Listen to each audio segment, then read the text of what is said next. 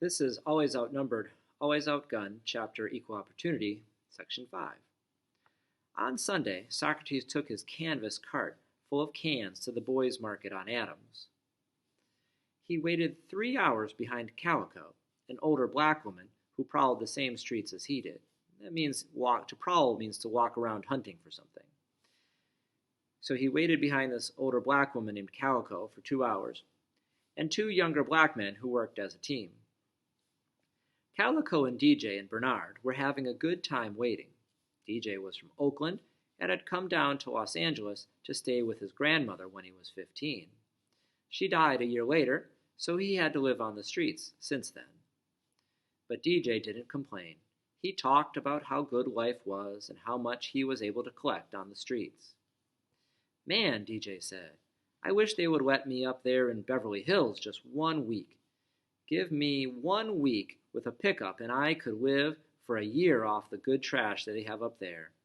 They throw out stuff that still works up there." "How would you know, man?" Bernard said.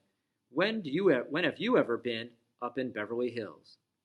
"When I was doing day work, I helped a dude build a cinder block fence up on Hollandale."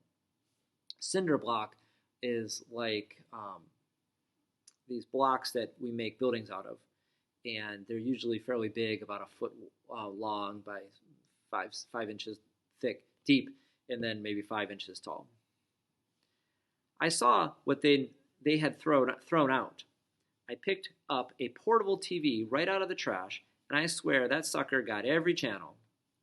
"I bet it doesn't get cable," Bernard said. "It would if I had cable to hook it up with." They talked like that for 3 hours. Calico cooed and laughed with them, happy to be in the company of young men. But Socrates was just mad.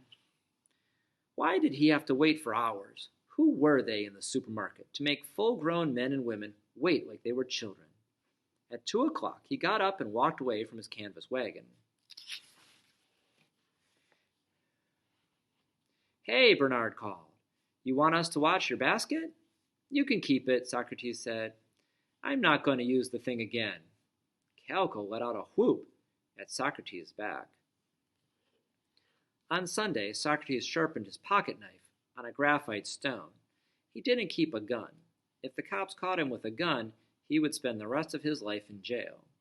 But there was no law against a knife blade 3 inches or less, and 3 inches was all a man who knew how to use a knife needed.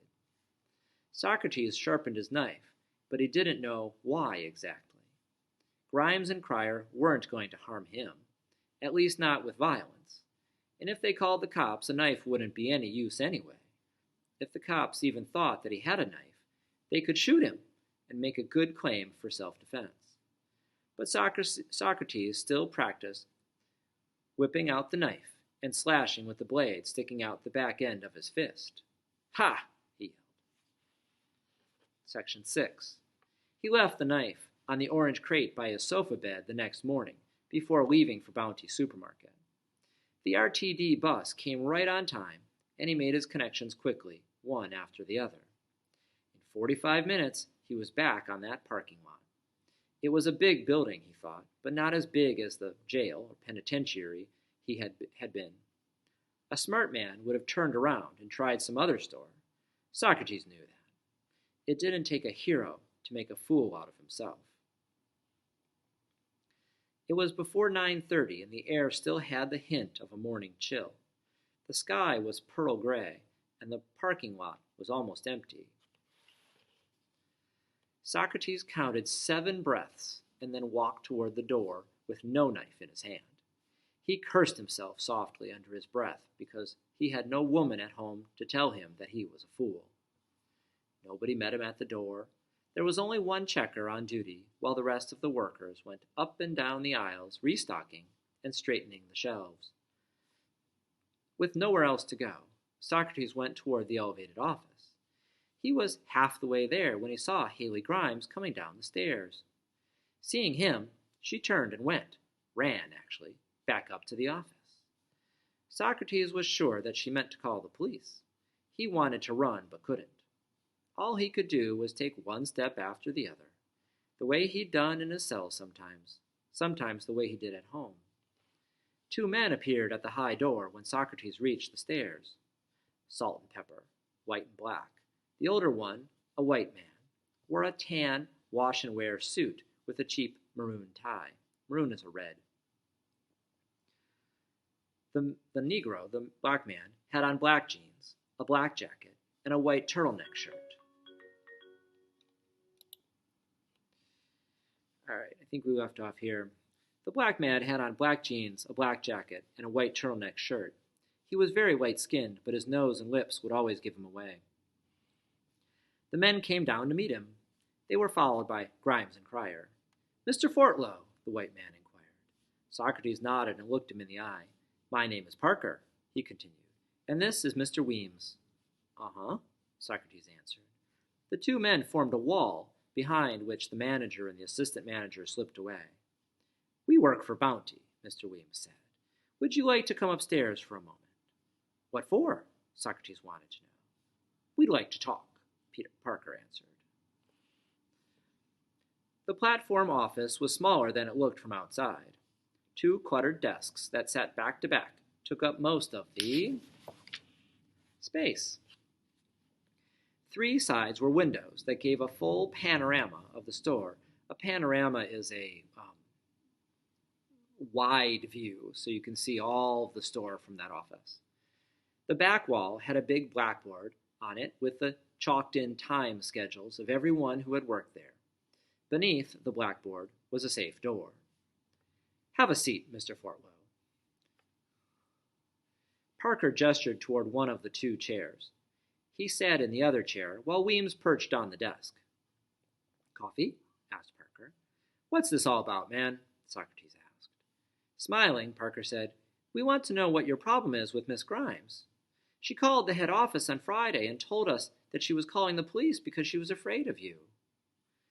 "I don't have any problem with Miss Grimes, or Anton Crier, or Bounty Supermarket.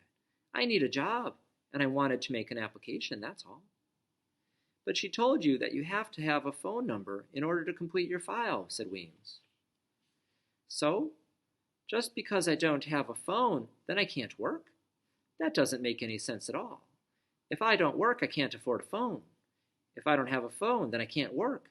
You might as well just put me in the ground." "It's not Bounty's problem that you don't have a phone."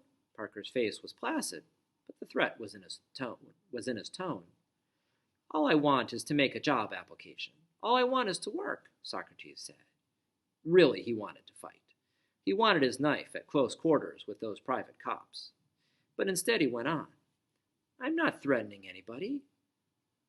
I haven't said I was going to do a thing. All I did was to come back every day and ask if they had my okay from you guys yet. That's all.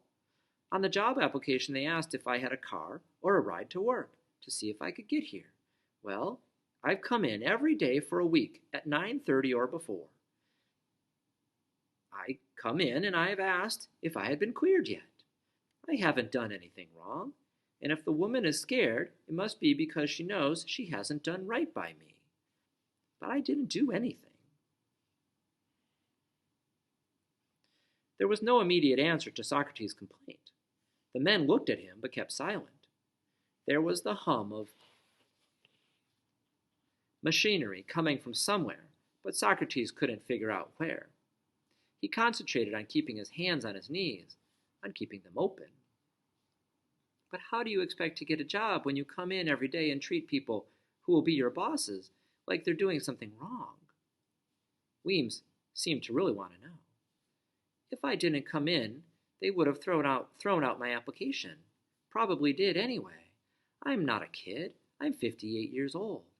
I'm unemployed and nowhere near benefits. If I don't find me some way to get some money, I'll starve. So you see, I had to come. I couldn't let these people say that I can't even apply. If I did that, then I might as well die." Parker sighed. Weems scratched the top of his head and then rubbed his nose. "You can't work here," Parker said at last. "If we tried to push you off on Miss Grimes, she'd go crazy. She really thought that you were going to come in here with guns blazing. So because she thought that I was a killer, then I can't have a job?" Socrates knew the irony of his words, but he also knew their truth. He didn't care about a job just then. He was happy to talk, happy to say what he felt, because he knew that he was telling the truth, and that those men believed him. "What about Rodriguez?" Weems asked, of no one in particular. "Who's that?" Socrates asked. "He's the manager of one of our stores up on Santa Monica," Weems replied. "I don't know," Parker said. "Yeah, sure, Connie Rodriguez." Weems was getting to like the idea. "He's always talking about giving guys a chance. We could give him a chance to back it up with Mr. Fortwell here."